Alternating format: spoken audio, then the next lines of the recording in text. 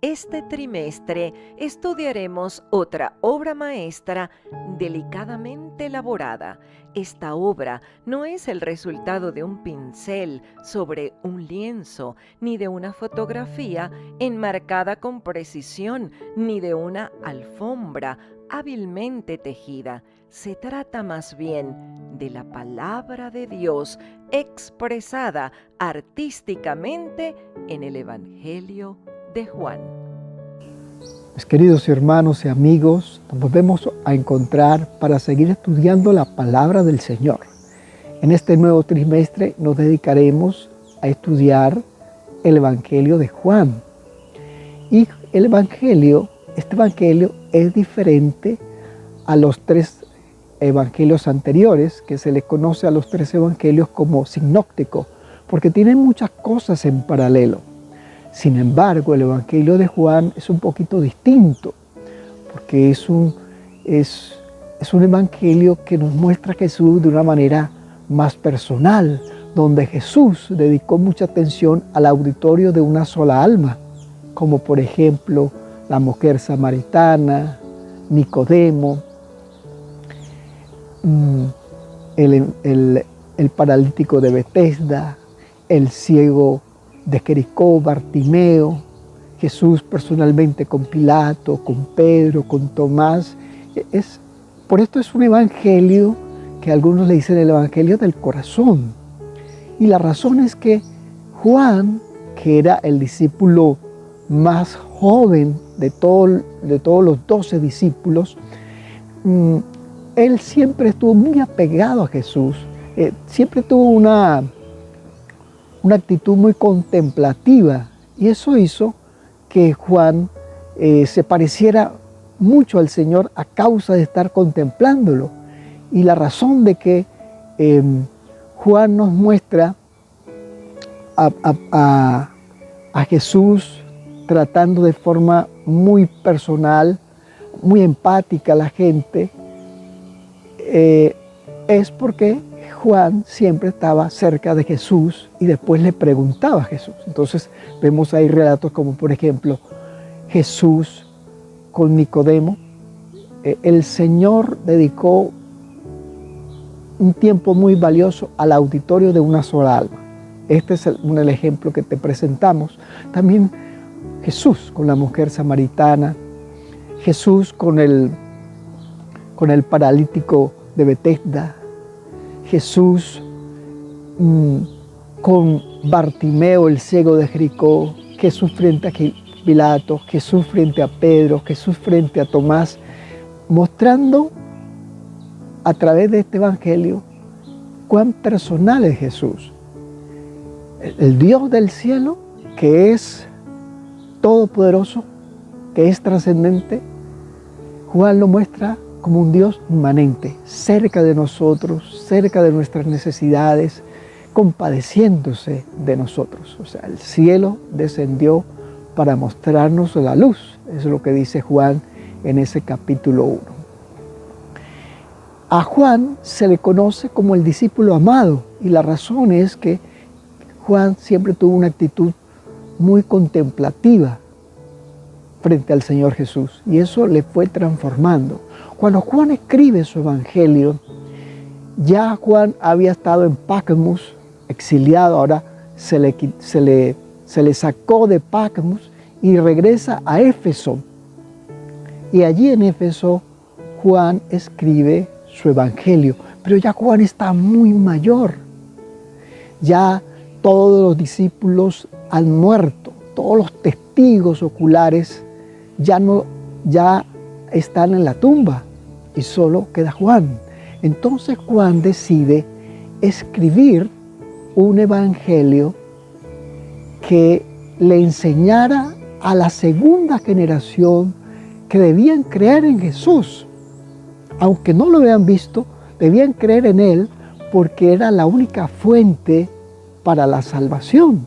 Por eso Él, en el capítulo 20, los versos 31 y 32, explica la razón de haber escrito su evangelio. Él dice así: también hizo Jesús muchas otras señales en presencia de sus discípulos que no están escritas en este libro, pero y aquí viene lo importante, estas fueron escritas para que ustedes crean que Jesús es el Cristo, el Hijo de Dios, y para que creyendo tengan vida por medio de Él.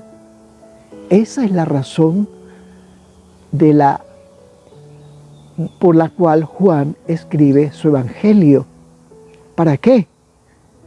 Para que crean en Jesucristo, crean que Jesús es el Cristo, es decir, es el Mesías, para que crean que es el Hijo de Dios, que Jesús es Dios, y para que creyendo tengan vida eterna. Juan lo había experimentado de primera mano y ahora quería que aquellos que nunca habían visto a Jesús hoy lo conocieran a través de su Evangelio. Y así entonces nos centramos al estudio del Evangelio de Juan. Durante este trimestre no estudiaremos capítulo por capítulo, por supuesto no alcanzaría el tiempo, pero sí temas en particulares. Y hoy vamos a estudiar 4 casos donde nos muestra que la necesidad del ser humano es la oportunidad de Dios para auxiliarlo, para salvarlo, para ayudarlo de algo que está más allá de nuestra propia comprensión. Aquí tenemos 3 ejemplos. Los 3 primeros ejemplos es Jesús está en las bodas de Caná. Luego Jesús, eso está en el capítulo 2. Luego Jesús sana a un niño que está a punto de morir. Esto lo encontramos en el capítulo 4. Y en el capítulo 5 encontramos otro caso de un hombre que ha estado enfermo por 38 años. En estos 3 casos siempre hay una necesidad y Jesús quiere suplirla. Pero lo interesante es que Jesús no solo suple esa necesidad material, sino que va más allá para suplir las necesidades más profundas del ser humano, que tienen que ver con el perdón, que tienen que ver con encontrarse con Jesús para salvación, que tienen que ver con la fe. Fe es creer, pero creer de una forma que nos aferremos al Señor Jesucristo y recibamos su gracia que perdona, que limpia, que cambia, que transforma y que le da sentido a la vida. Bien, vamos con el primer ejemplo. En las bodas de Caná. Jesús fue invitado a una boda y en aquel entonces las bodas se tardaban alrededor de, hablando de su duración, de 6, 7, 8 días.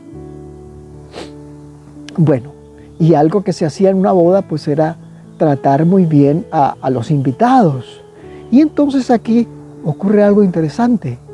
Jesús, que está allí en Caná con sus discípulos, también le está acompañando la madre de Jesús. Y esta fiesta o este matrimonio, esta boda que se realizaba, los que se casaban eran familiares de la madre de Jesús, en consecuencia también familiares de Jesús. Pero ocurre un problema. Durante esos días del trayecto de la boda se termina el vino.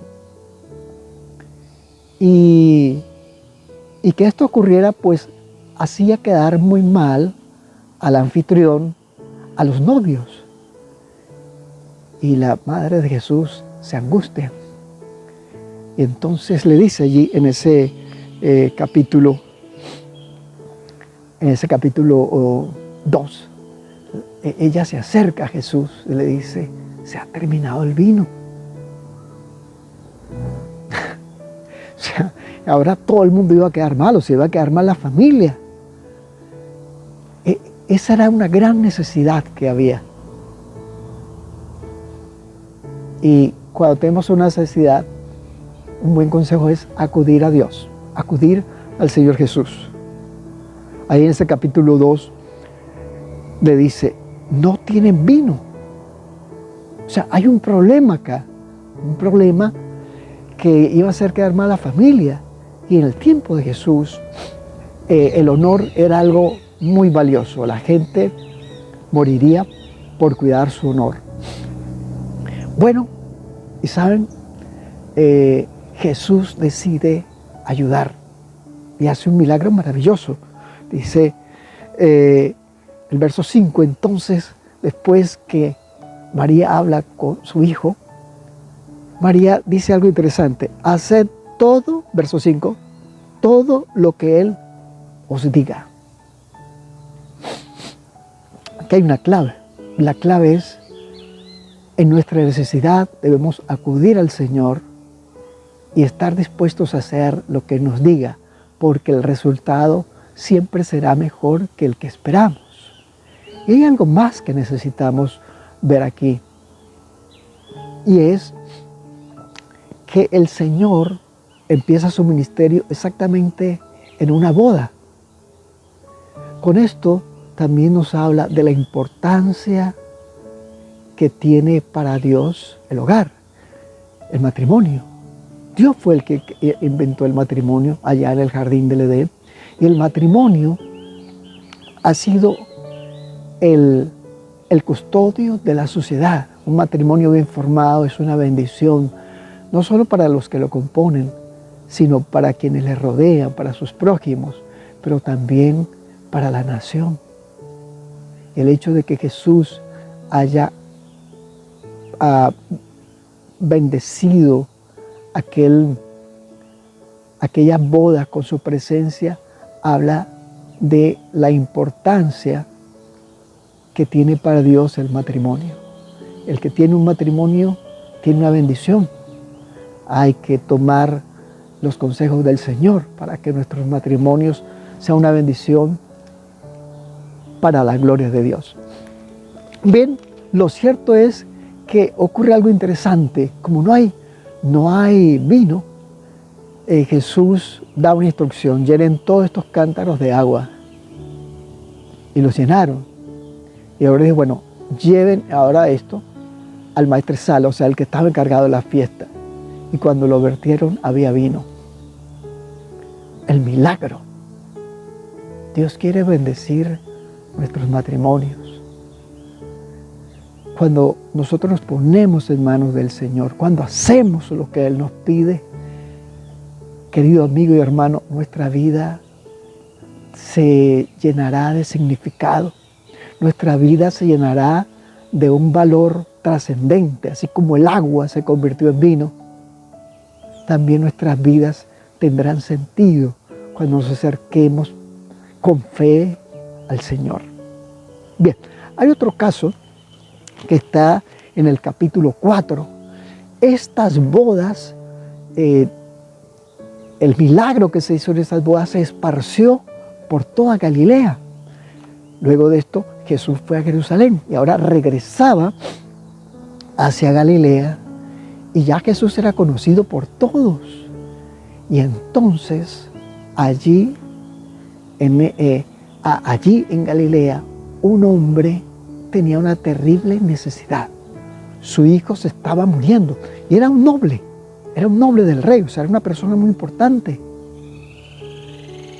Y este hombre, dice el capítulo 4, se acerca a Jesús.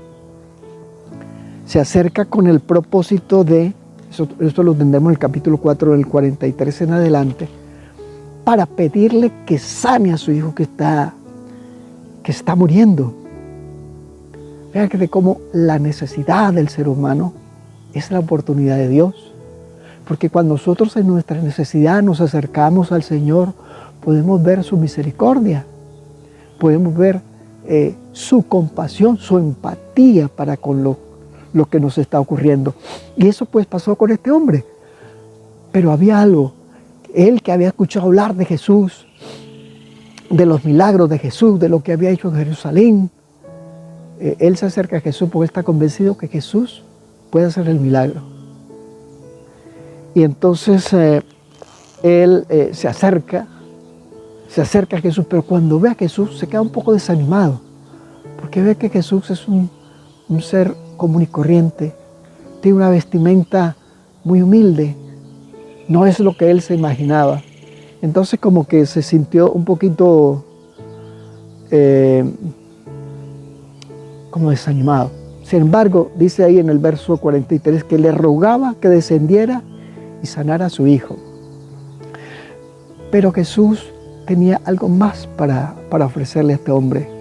Y era necesario que él entendiera su pobre condición espiritual. Por eso Jesús le dice en el verso 48, dice, entonces Jesús le dijo, si no veis señales y prodigios, ¿no creeréis? El Señor pone a este hombre en una disyuntiva. Él necesita creer que quien le va a ayudar es el Mesías. O sea, no puede acercarse a él solo por interés. Él tiene que entender que su condición es más terrible que la de su hijo que está por morir, porque él está muerto espiritualmente.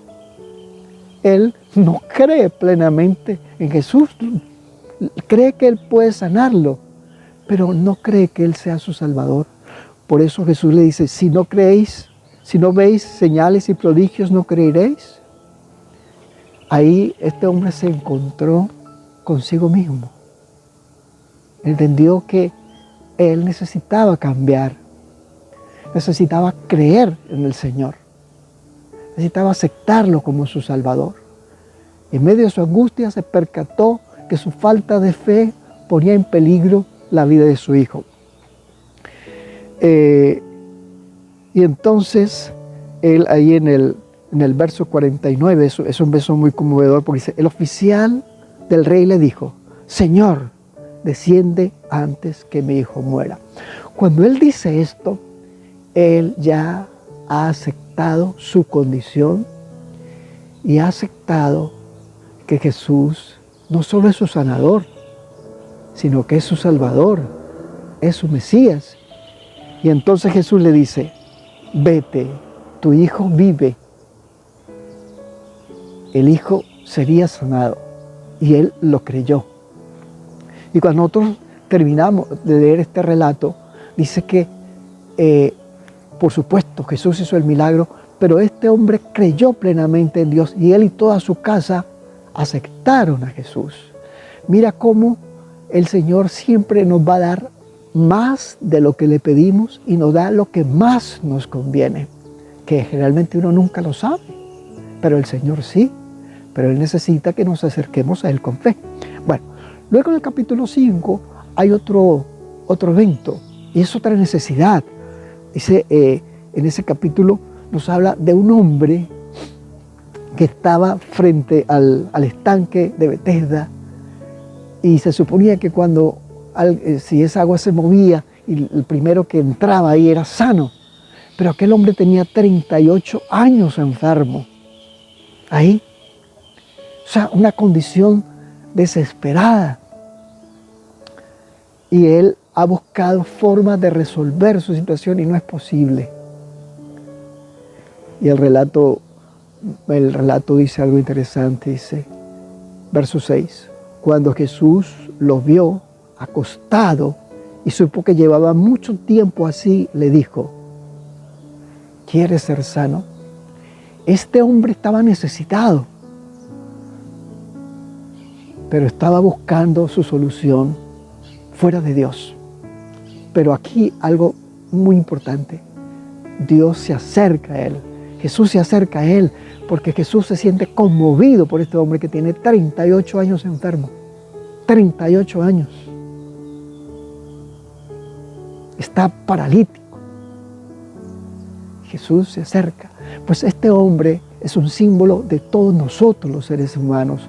Somos paralíticos, no sabemos dónde ir, no sabemos cómo resolver el problema de nuestros pecados. Somos paralíticos espirituales. No nos podemos mover. Sin embargo, aún así, Jesús viene a nosotros. Jesús descendió del cielo para buscarnos, porque estamos enfermos de delitos y pecados. Y Él nos dice, ¿quieres ser sano? Dios es el que quiere sanarnos, Dios es el que quiere limpiarnos, Dios es el que quiere perdonarnos. Nosotros necesitamos es mirarlo a Él. Y este hombre vio a Jesús. Dijo, sí, sí quiero ser sano. Y Jesús dice que le sanó. Dice, levántate, toma tu lecho y vete a tu casa. Ahí terminaron 38 años de desgracia, de miseria. Su vida se restauró. Este hombre solo quería estar ahí esperando si algún día se sanaría, si algún día podría entrar al tanque, pero no era posible. Pero ahora con Jesús su vida vio hacia otro lado, regresó a su casa, no lo podían creer.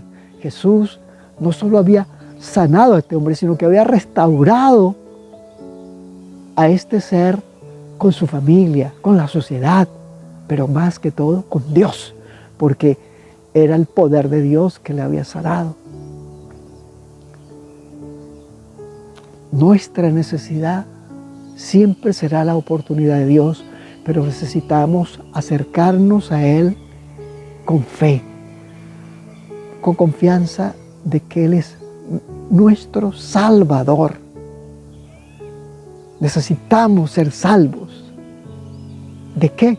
De que somos pecadores, de que necesitamos un genuino arrepentimiento, de que necesitamos un cambio de corazón, de que necesitamos ser sanados de nuestra terrible condición. Y el Señor está interesado en eso. Bien, en este mismo capítulo se muestra el caso de los fariseos, que eran hombres religiosos, que eran cuidadosos de las formas, que estaban pendientes de la santificación de sus vidas, que eran como el ejemplo religioso de su tiempo. Pero nos cuenta este relato que ellos no creían en Jesús. Se sentían molestos porque Jesús con su vida les reprochaba la falsedad de su pretensión espiritual.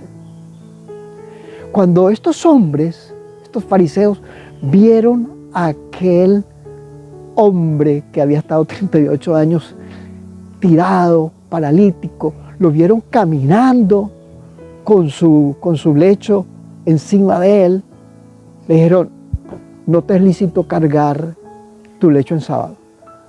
Y él dijo, bueno, no, el que me curó me dijo, levántate y vete a tu casa. Claro, ellos ya sabían quién había hecho ese milagro. Pero era tanto su odio contra Jesús, eran tan religiosos, tan llenos de forma, pero tan faltos de fe, tan llenos de orgullo espiritual, tan arrogantes, tan pendientes de ser famosos, tan egoístas, tan sectarios, tanto despreciar a los que no se parecían a ellos, que es muy triste lo que dice el versículo, los versos siguientes. Dice, por esto, verso 16, intentaban matarlo. ¿Ah? Y el verso 18 dice más, dice, por esto los judíos aún más intentaban matarlo, porque no solo quebrantaba el sábado, hablando de Jesús, sino que también se decía que Dios era su propio Padre, haciéndose igual a Dios. Entonces, querían matar a Jesús, o sea, los religiosos, los que se supone que cuidaban la ley, que cumplían la ley, y la ley dice no matarás, pero querían matar a Jesús, porque la vida de Jesús era un reproche para ellos. No sentían su necesidad, no sintieron la necesidad como la de aquel hombre que el funcionario del rey que le pidió sanar a su hijo. No sintieron la necesidad como este hombre que tenía 38 años enfermo. No vieron la necesidad como en la boda de Caná, que se quedaron sin vino. No hay nada más triste cuando no conocemos nuestra propia condición y nuestra necesidad. Pero el Evangelio de Juan está hecho con el propósito de que sepamos que Jesús es el Cristo. Recuerda, capítulo 20, versos 30 y 31. Que es el Hijo de Dios y para que creyendo tengan vida por medio de Él. Este es el propósito del Evangelio. Conocer a Jesús, creer que Él es nuestro Mesías, que es Dios y que en Él tenemos vida eterna. Dios quiera, hermanos, que en este trimestre podamos acercarnos al Señor Jesús con fe y seguir recibiendo su gracia que salva y que da sentido a la vida. Vamos a orar. Padre que estás en el cielo, gracias por darnos a Jesucristo y por dejárnoslo plasmado en tu palabra. Ayúdanos a acercarnos a ti, ayúdanos a tener esa fe que necesitamos para poder seguir recibiendo la gracia salvadora de nuestro Señor. Lo pedimos todo únicamente en los méritos del Señor Jesús. Amén. Queridos amigos y hermanos, si Dios lo permite, nos veremos la próxima semana.